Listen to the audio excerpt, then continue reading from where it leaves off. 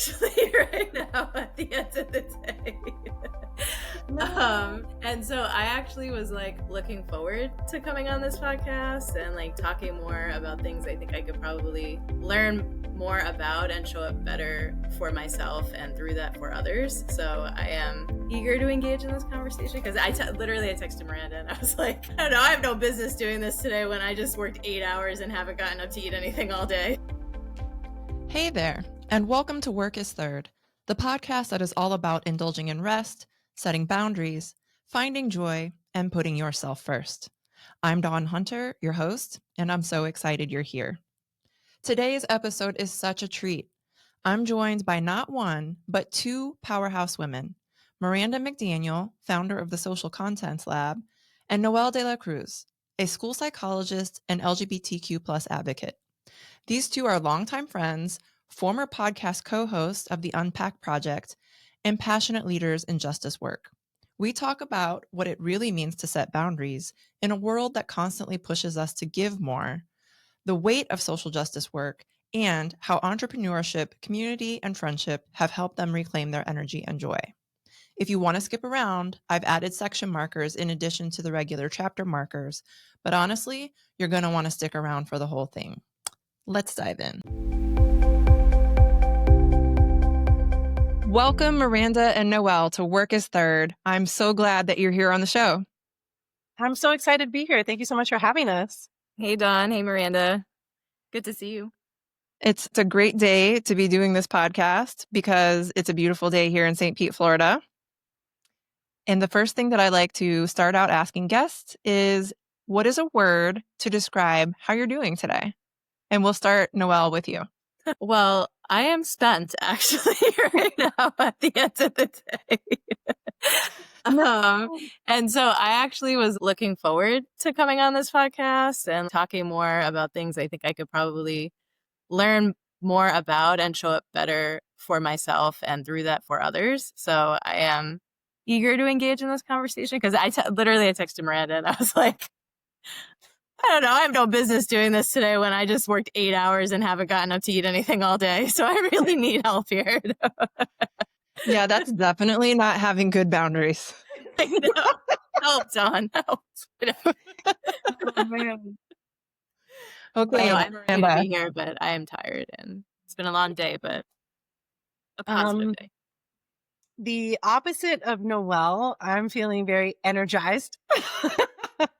I've got a lot of things that I'm looking forward to coming up. And so I just feel like I have that front of mind. And when I have something that I'm looking forward to, I always move differently, I think, through my days until, I get up to that point. So energized would be my word. Oh, I like the idea of when you have something to look forward to. I like the way you phrase that. You can move differently throughout your day.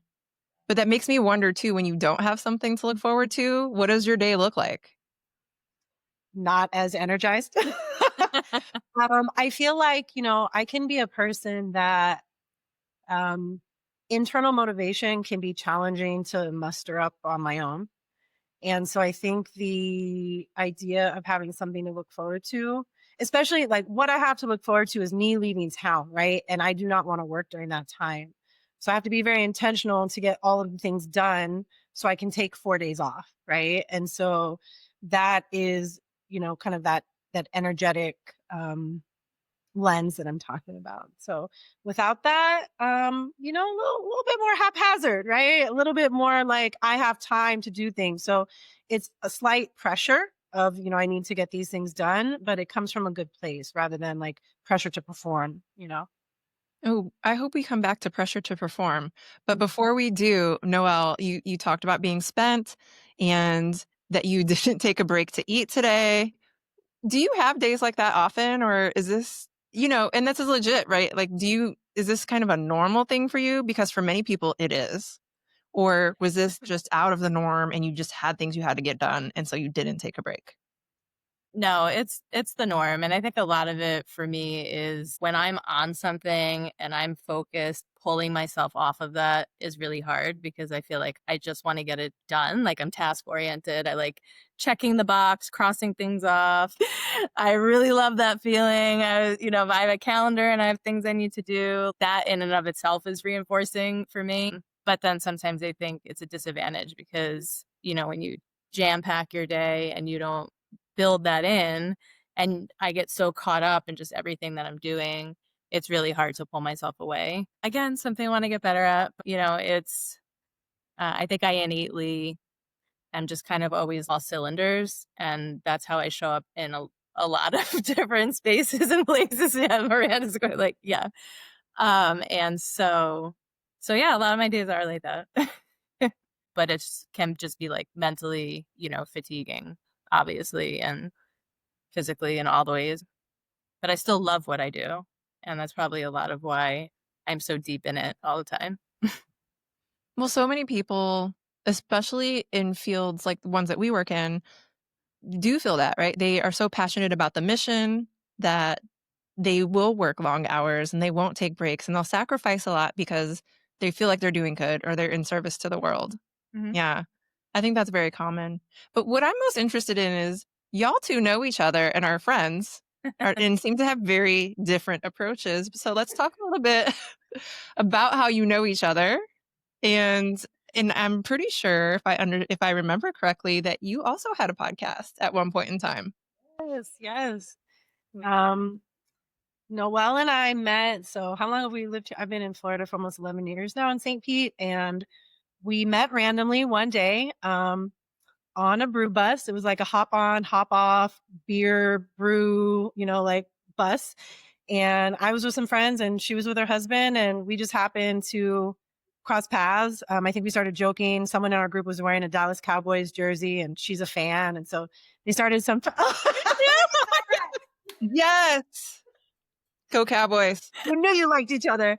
And so, from there, at that point, we were both pretty new to the area. And I think they were looking for friends and we were too. And we exchanged numbers and then just ended up really becoming friends and finding out during that day that we had a lot of similarities. I mean, I remember a point where her husband was like, I feel like I'm talking to my wife. Like, you two are really similar. And I'm like, this is kind of weird. We'd all been drinking. So I'm like, this is sort of weird.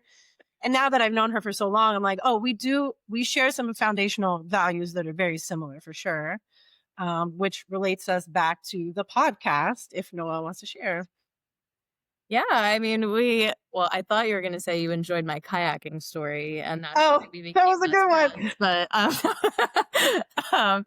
yeah, I mean, I think that the podcast was a passion project. It was after or in the midst of COVID.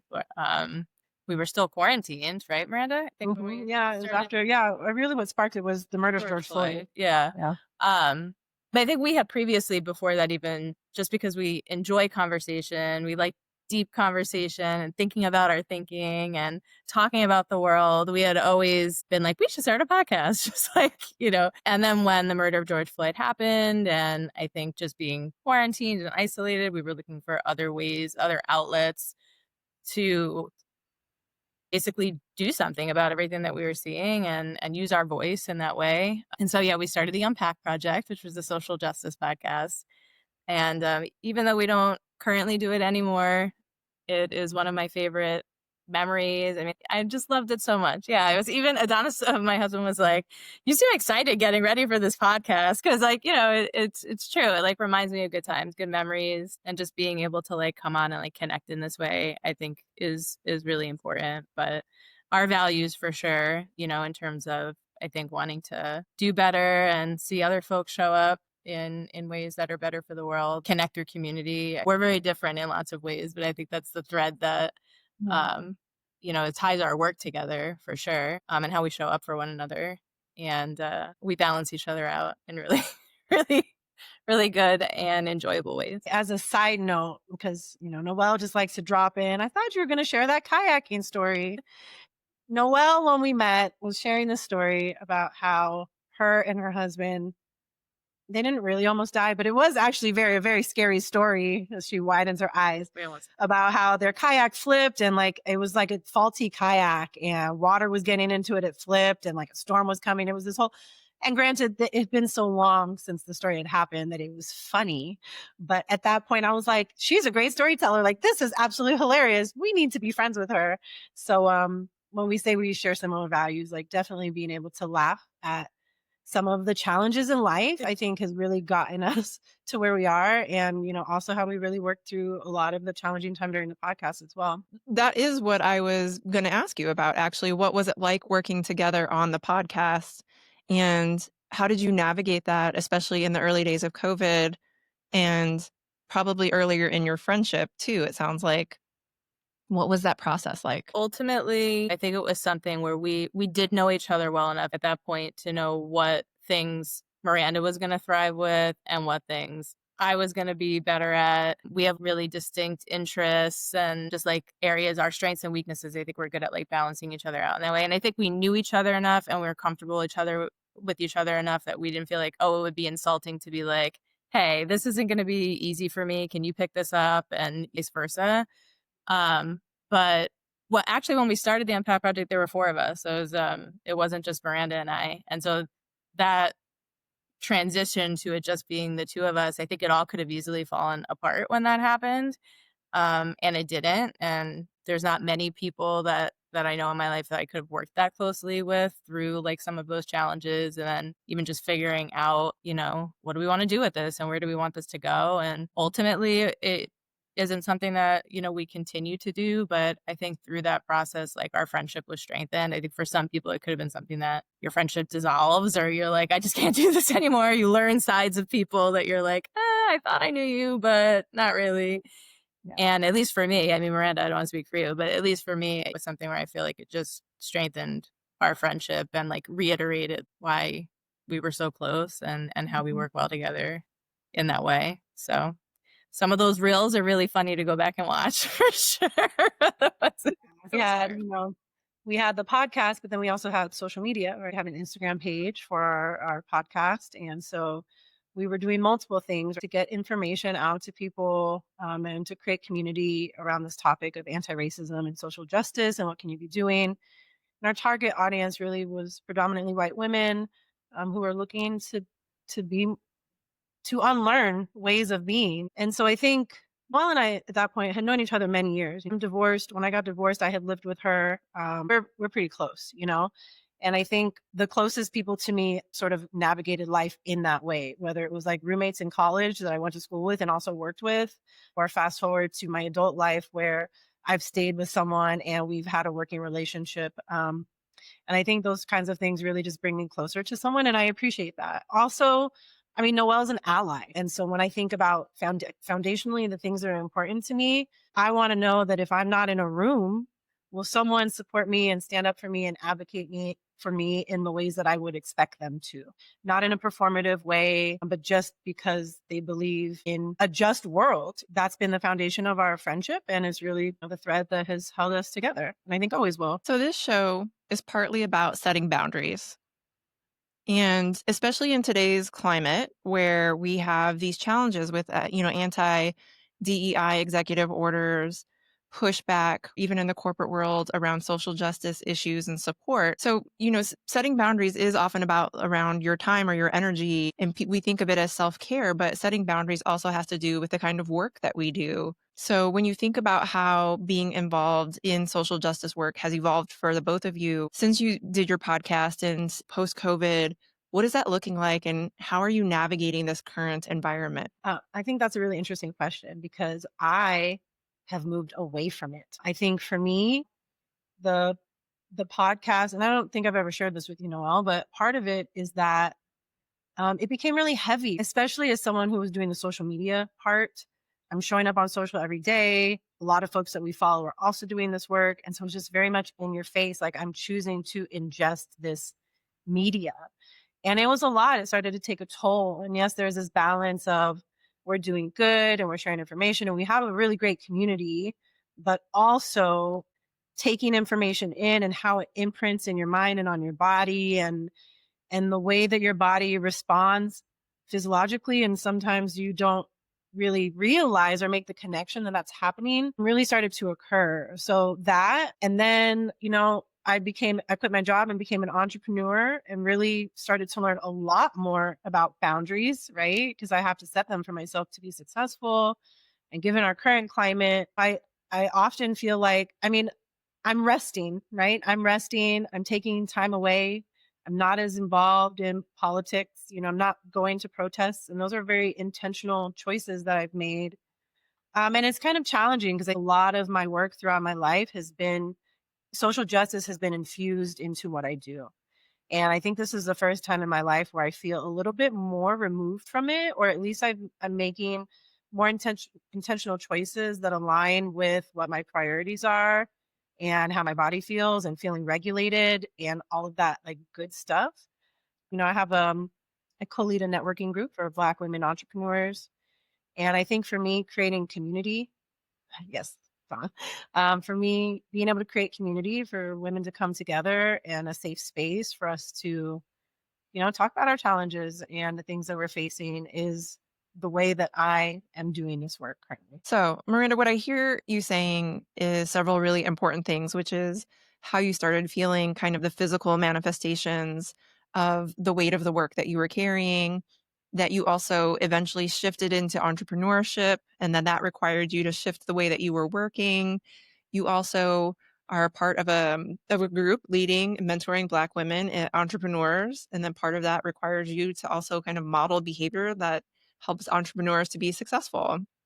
And those are all really important tips. And I want to dive further into them. But before we move forward, Noelle, I want to ask you your thoughts too on the same question, this idea of how your own boundaries around doing social justice work have evolved since the days of your podcast to this current environment that we're in. Similar to what Miranda had shared, I think in my profession, I'm a school psychologist professionally, kind of everywhere I've been, whether it be in New York or Florida, any of the schools that I've been in, like equity and education and justice in education, that has always been an aspect of what I've tried to do, right? Wherever I am, whatever's happening in those places, I always tried to get involved in initiatives with that. And so, I think when the podcast came up, naturally for both of us, it was something that was an area of interest, not just professionally, but part of our values. And so like when I had said it was a passion project, it was something on the side, in addition to everything that we were doing that was like bringing us joy.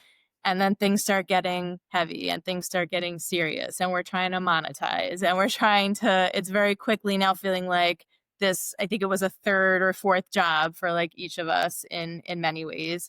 And then simultaneously around like 2022, I had the opportunity to work with where I work now with an LGBTQ civil rights organization and became more deeply involved in advocacy work, as it being not just something I'm infusing into my role, but now this being the whole piece, a part of what I'm doing is this advocacy work. And so it did start feeling like a lot. It was just, I think neither Miranda or I had a direct conversation about it for a while because I think both of us had a hard time actually setting that boundary and being like, hey, this is hard for both of us to show up in this way because of all of these reasons. And it sort of just started fizzling and we started pulling away until we both had to be like, all right, like for real, what's happening and how can we maintain certain aspects of this and still continue to work together, but pull back a little bit on the podcast piece of it.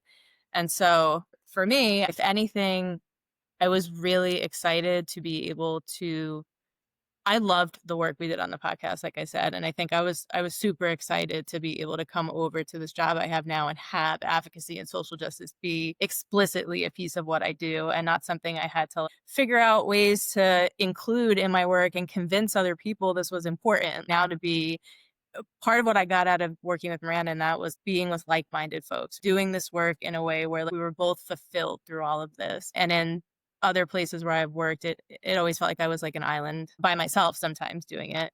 And so I think that having that feeling and then getting the opportunity to now work for an advocacy organization, it led me to like finding something for myself where I'd be fulfilled in that manner. And through that, part of it was having to pull away a little bit from what Miranda and I had. But I think it was just sort of that natural path. Who knows where one thing leads you to, right? But I think when the opportunity arose for me to make the job move, having what we shared together on the podcast is a lot of what made me really excited for that and being able to take that next step in the social justice work. I do a lot of it now in very, very explicit and intentional ways.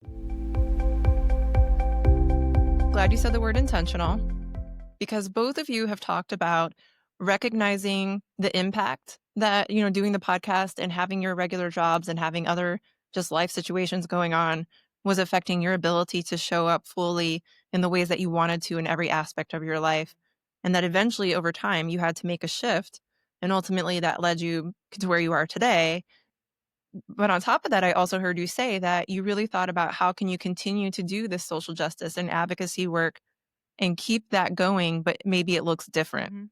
And a lot of people are not that intentional. And even it sounds like maybe yours was partly organic and partly intentional too for both of you, the shift, right? So when you think about how you decided to make that shift and how you set some parameters around what you were doing next, like real specific tips on what were the lessons that you learned as you started to make that shift? What were those lessons that you were carrying forward that help you now? To clarify, do you specifically mean around boundary setting or parameters to still include social justice work in what we're doing, or all of the above? I mean, all of the above, because actually this conversation is making me realize that I do, and I mentioned this earlier in the conversation, I think a lot about boundaries in the context of how I manage my schedule or, phone calls I won't take or whatever.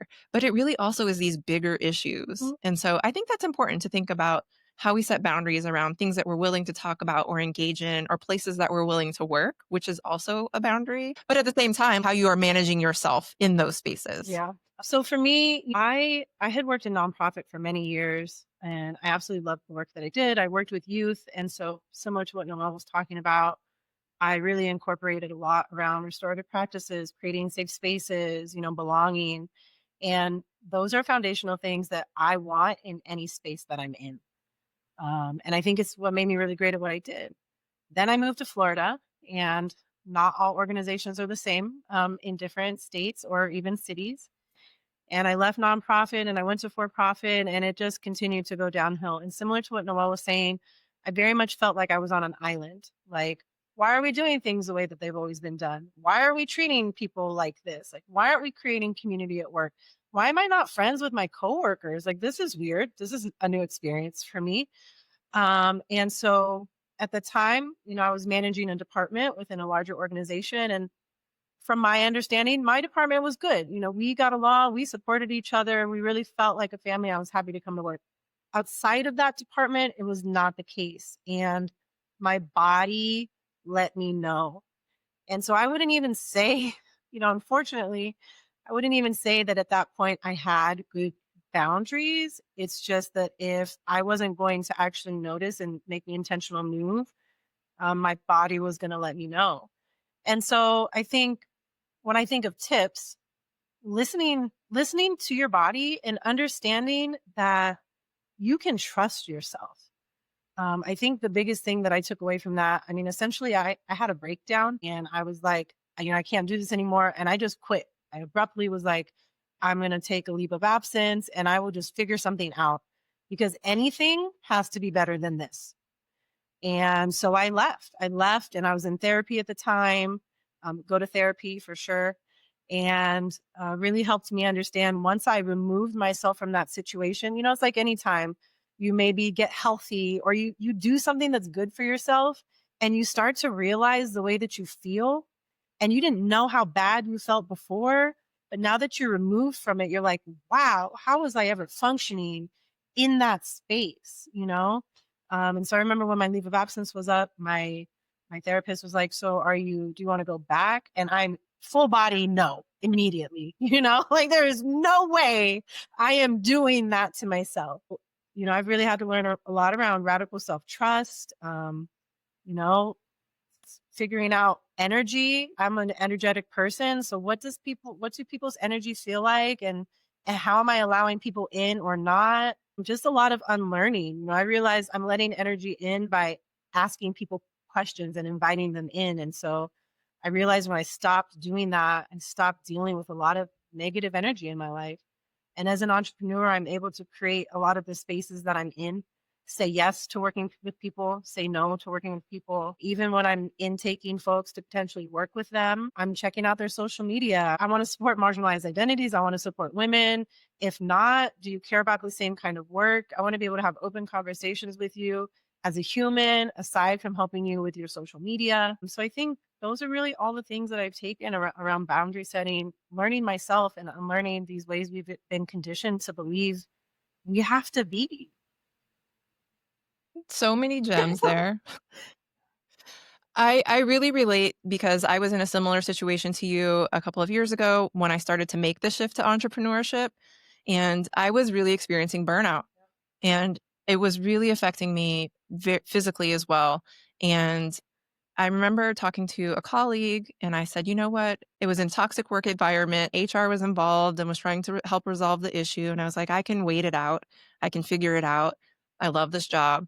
And my colleague said, what does staying longer do for you?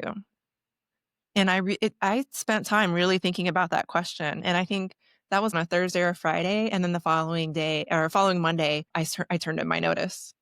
It just wasn't worth it to stay. Yeah, it was not worth it to stay in an environment that was so unhealthy, that was draining me physically and emotionally and spiritually. And I needed to make a change. And sometimes that's just what you have to do. But I also love that you said this part about why aren't we creating community at work? Right? That is what makes us want to stay somewhere, that we feel a sense of belonging. So that's really beautiful. And Noelle, I would love to hear your experience as well and what lessons you were taking forward. Well, Miranda, you had mentioned like the self-trust piece of it. And I think that that's a big part of it because I think we get on autopilot, right? Like we could have a tendency to just be like, this is what we're supposed to be doing. This is what I am doing. As much as we talk in this work about boxes and, thinking of people in that way, we do that to ourselves. We box ourselves in all the time. And I can be guilty of that, where it's like I just have this one track mind of I'm doing this. This is my path. This is, what I try to make sure I'm always engaging in a value-based action. And I think that's trying to really make sure what I'm doing is in alignment with my values. And if I'm in a place where I'm feeling that there's tension or conflict with that, what can I do to change that or make it better? But at the same time, pivoting and making shifts, especially in something like a career, was very difficult for me. I remember feeling like my whole identity as a professional was going to change. Like, am I a school psychologist anymore? What does this mean if I leave the schools? What does this mean for me professionally? Was it a waste, all the years of schooling that I did? And now I'm just like, am I still supporting youth? Am I still helping families? You start, going through all these what ifs and guilt and questioning everything. And I think that like self-trust Miranda's talking about, and also just like trusting the process and letting yourself move through life towards what brings you joy and what your values are and the things you want to prioritize, and that intentionality, you really need to stop. Like you almost have to take that pause of like, what am I doing? Where am I? Are the choices I'm making every day bringing me towards all of those things? And in many ways, working in the schools, and that will always be a value-based action. Like it was always something that I found fulfillment in and that I love, but something was missing. And I think, back to like what we were talking about with the podcast, it showed me what was missing. It showed me wanting to dive deeper in ways in my life and engage in a career I never would have thought of doing if you had asked me a decade ago would I've ever seen this. So I think a tip is to listen to yourself and trust that, and that if you're feeling like something is calling you, pay attention to that and explore it. It doesn't mean something has to happen right away and that decisions have to automatically happen.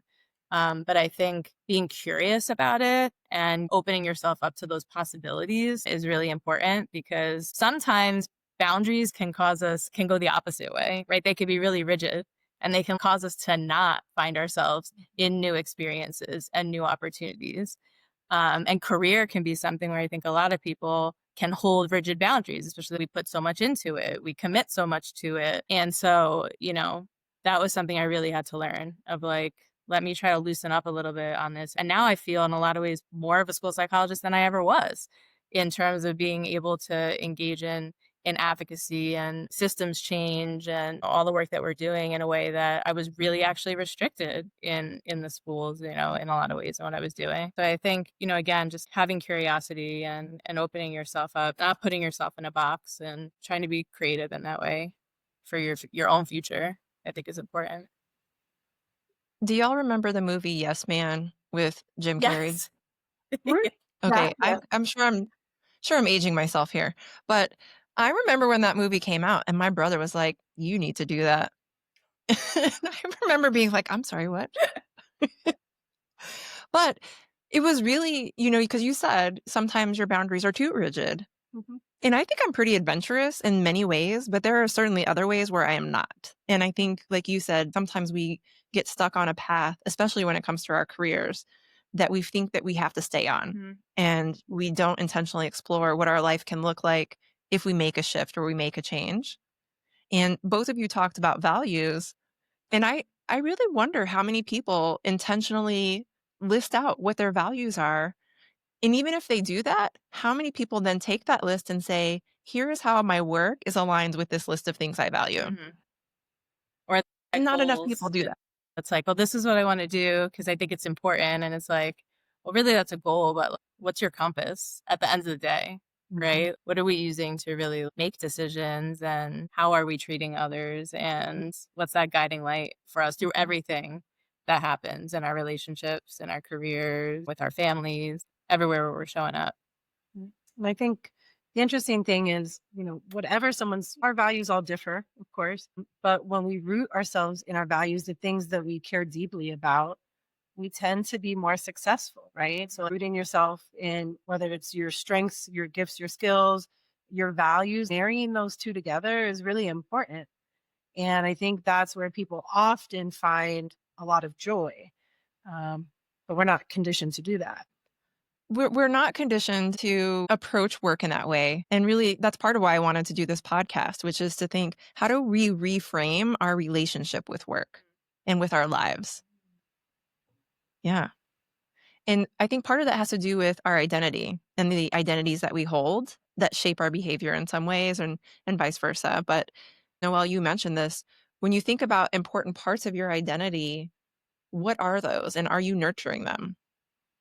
No, that's a really good question. It's interesting being in social justice work and being in these spaces holding dominant identities. I mean, that's something that Miranda and I used to talk about on the podcast a lot of just even I think my profession has always been something as an adult that's been a large part of my identity, but I think I got to my profession through my values. So it's something that's really important to me just as a human. But in this work, it's something I have to be conscious about because how am I showing up in spaces? How am I using my privilege in a way where I'm trying to make change? And it simultaneously not taking up too much space or trying to lead. How am I really trying to listen and understand, of course, like have there been challenges related to, different aspects of my identity? Yeah, as a woman, like that's, one that kind of always resonates with me. More like my age, in my profession, ageism, sexism, those things always resonate with me. But outside of that,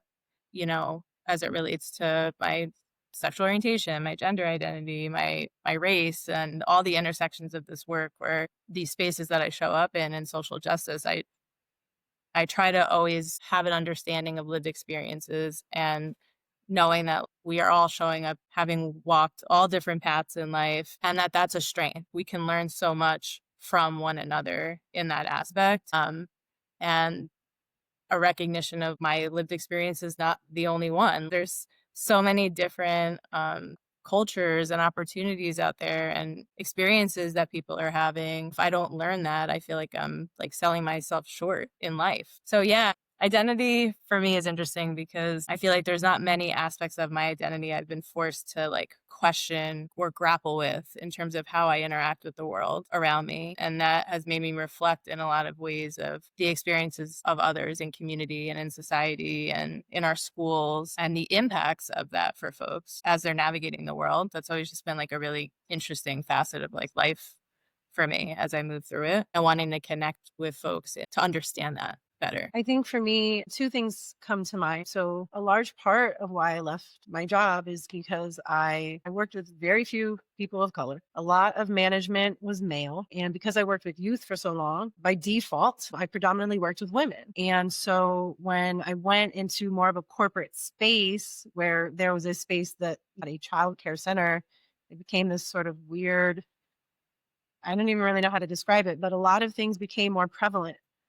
And I think there was a direct kind of contrast between the person that I was and was like growing and expanding into as I was realizing my identity more and rooting myself in that more. That really came in conflict with the environment that I was in. And while that was really challenging, I also appreciate it so much because it's taught me a lot more about who I am, who I want to be, how I want to move in this world and the spaces that I want to be in, and the things that I'm not okay with and I'm not willing to accept. And so in leaving that and moving into entrepreneurship and getting to create these spaces, like I mentioned, the networking group for Black women, where I found community that's important to me.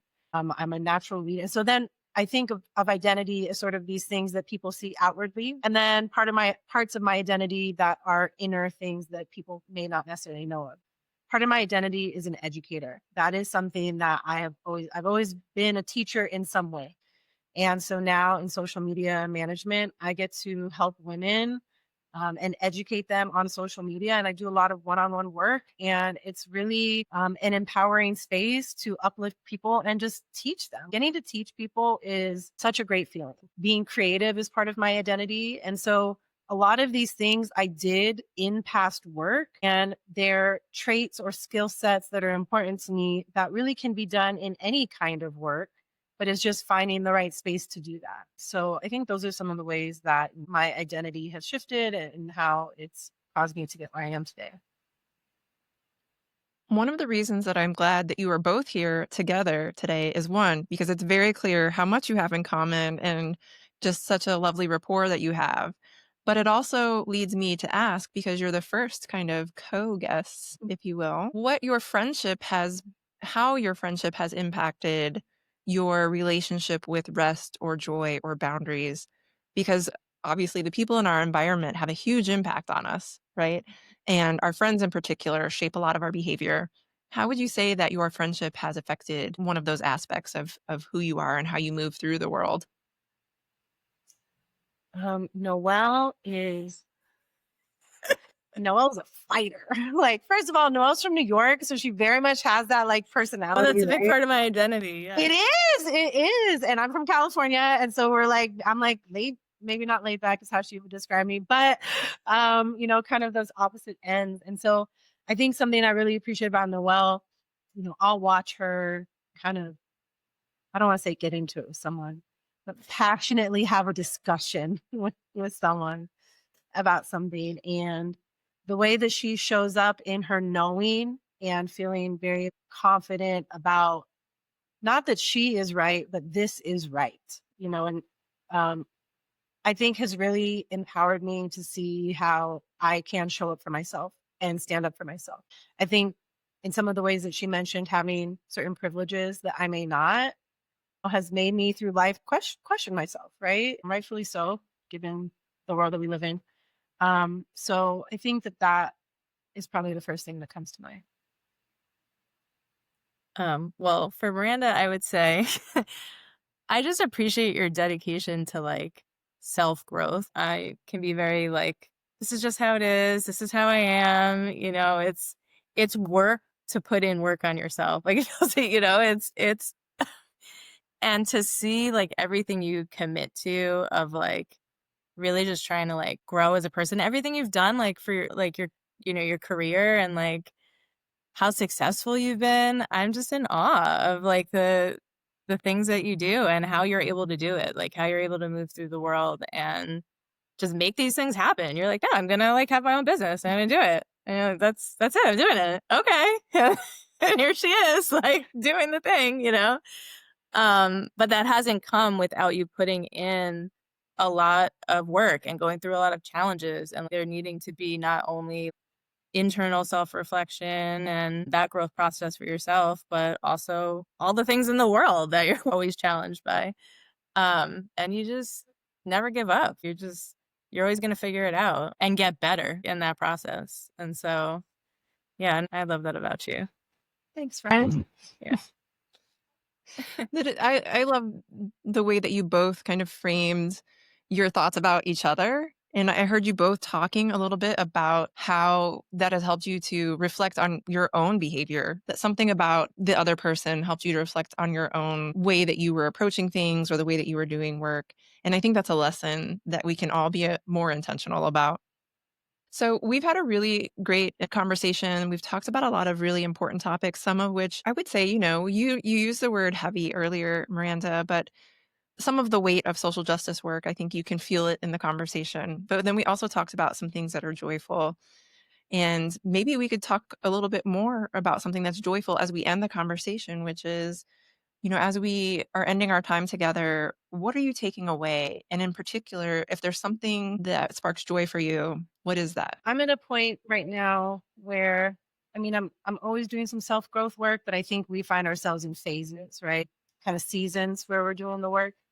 I'm at a point where I'm really trying to level up my business. And because of that, I have to be very intentional and committed to having better boundaries around work.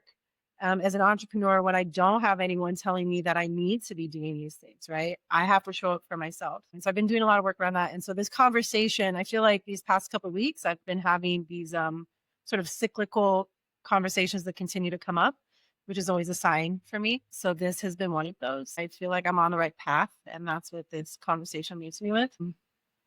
Yeah. All right. Noelle?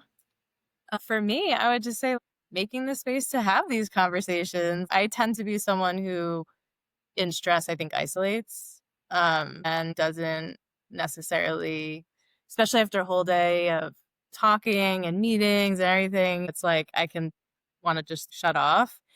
And just being able to be here with both of you and have this conversation, it feels good. Like, it's nice to be able to relate in a lot of ways, but then also, again, like, hear how other folks are doing, how they're navigating this world right now and this life that we're all in right now. That's always helpful to me to be able to, again, just like share that space with folks. So I appreciate that you had us on here. I said I was spent in the beginning, but I feel energetic right now. Like, I don't know, what do we, and Miranda had said she was energized at the beginning, like energized. Oh my goodness. But I feel good. This conversation was rejuvenating for me. So I appreciate that. Well, thank you. And it has been rejuvenating for me as well. And Miranda, I want to lift up what you said, which was really about the universe sending messages. I don't think you said it like that, but that was what I heard. And I'm glad that you brought up, Noelle, the fact that you talked about being spent and working through your day without taking a break. Because I think also that maybe coming on this podcast and being able to sit in conversation with the three of us is also a message. And so I'm really grateful that you were here, because then I will leave and say, well, what was the message for me too from this conversation, or for the stars to align for us to all come together in this moment? So I'm really grateful for both of you for being a part of the podcast, and hope that the universe continues to send you the messages and the energy that you need to navigate your time and your boundaries and your joy, and look forward to staying connected as we all do this really important social justice work that we continue to do. So thank you so much, Dawn. I appreciate it. I'm so grateful to Miranda and Noelle for this rich, layered, and honest conversation. Their friendship and insights are such a reminder that we're all still learning how to care for ourselves while we're also trying to care for the world. If something in this episode resonated with you, share it with a friend, or take a moment to reflect on what boundaries you might be ready to revisit at work, in your relationships, or in your own expectations of yourself. And don't forget to subscribe, rate, and leave a review. It helps more folks to find the show. You can also sign up for the Better Boundaries Brief at thedawnlab.com for more reflections, resources, and ways to connect. Thanks for being here. Until next time, put yourself first.